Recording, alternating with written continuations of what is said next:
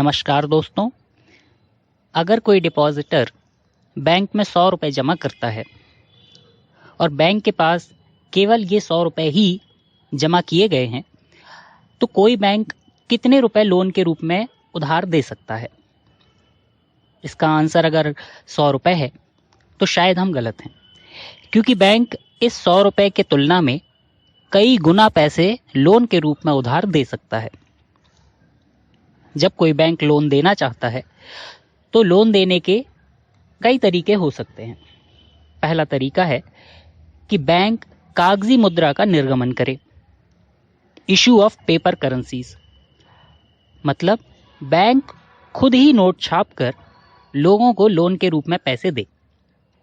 लेकिन आजकल यह काम केवल सेंट्रल बैंक्स या केंद्रीय बैंक ही करते हैं।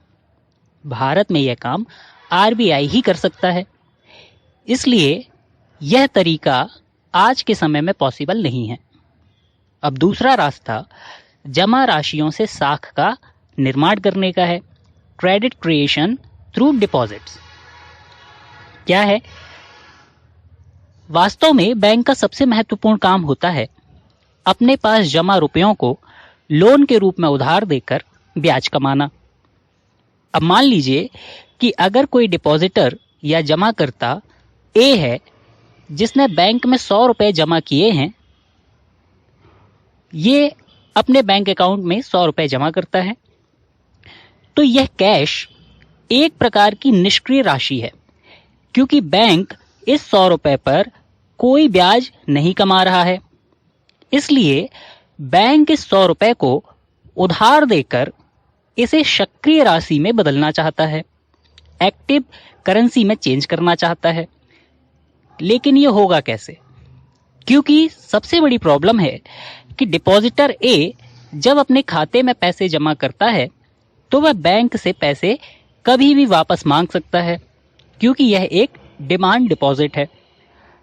लेकिन इसका सॉल्यूशन ये है कि बैंक यह जानता है कि डिपॉजिटर ए अपने सारे 100 के 100 रुपए एक बार में नहीं निकालेगा, बल्कि थोड़ा बहुत ही विड्रॉ करेगा।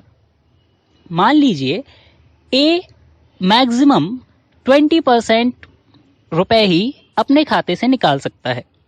इसलिए बैंक 100 रुपए का 20% या 20 रुपए इस डिपॉजिटर ए के खाते में रखकर शेष 80 रुपए किसी दूसरे व्यक्ति बी को उधार दे सकता है।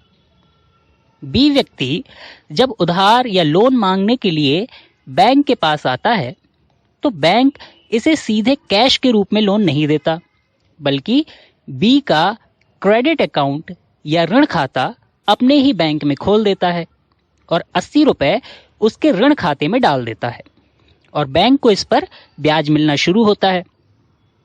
अब देखिए कि ए ने 100 रुपए बैंक में जमा किए और बैंक ने इस 100 रुपए में से 20 रुपए ए के लिए कैश रखे हुए हैं, जबकि 80 रुपए बी के ऋण खाते में डाल दिए गए। लेकिन बैंक यह भी जानता है कि ये बी व्यक्ति भी अपने सारी 80 रुपए एक साथ विड्रॉ नहीं करेगा, इसलिए बैंक इसके खाते में 80 रुपए का 20% या 16 रुपए नगद रखकर शेष 64 रुपए किसी सी व्यक्ति को उधार दे सकता है और आगे भी सेम प्रोसेस अपनाई जाएगी। मतलब सी के खाते में 64 रुपए का 20% या 12 रुपए 80 पैसे नगद रखकर शेष 51 रुपए 20 पैसे किसी डी व्यक्ति को उधार दिए जा सकते हैं। जैसा कि हम देख सकते हैं, ए ने जब बैंक में 100 रुपए जमा किए तो बैंक ने 20 रुपए ए के लिए कैश रखे हुए हैं और शेष 80 रुपए बी को लोन के तौर पर उधार दे दिए। चूंकि ये बी का ऋण खाता या क्रेडिट अकाउंट बैंक में ही है, इसलिए बैंक ने इस 80 रुपए में से 16 रुपए कैश बी के लिए रखे और 64 रुपए सी को लोन दे दिया। आगे इस 64 रुपए में से 20% या 12 रुपए 80 पैसे सी के लिए कैश रखे गए, जबकि 51 रुपए 20 पैसे डी को लोन के रूप में दे दिए गए और यही प्रोसेस आगे भी जारी रहती है।